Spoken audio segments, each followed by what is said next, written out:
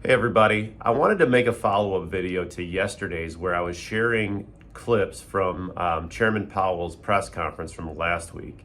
And obviously in that press conference, as I emphasized, he was pretty adamant that the Fed would continue with its restrictive policy until they were confident inflation was sustaining at around their 2% target.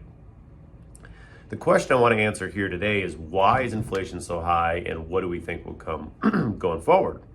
Over the summer, I wrote about this, and I was even on the news talking about it, that I thought inflation would peak sometime this past summer and start coming down. And sure enough, inflation hit about 9%, and now it's at about 7%.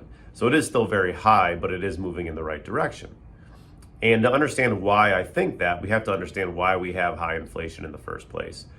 And it really has to do with the policy response to the COVID pandemic of the last couple of years.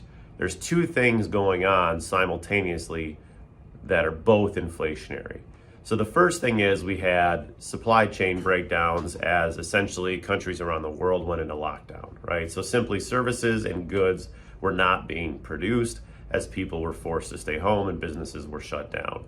So we had less goods, less economic goods available for sale, right? So even if the money supply didn't change at all, if the money supply was exactly the same, you had less goods in the economy. That is potentially inflationary. The second part of that, though, is that the money supply was not consistent. In fact, the money supply increased dramatically because the Federal Reserve essentially printed money to supply dollars to the federal government so that they could spend on their stimulus programs. So you had more money chasing fewer goods, right? So that's two inflationary forces going on at the same time. That's why our inflation is so high today. So why do I think inflation has peaked and will continue to recede?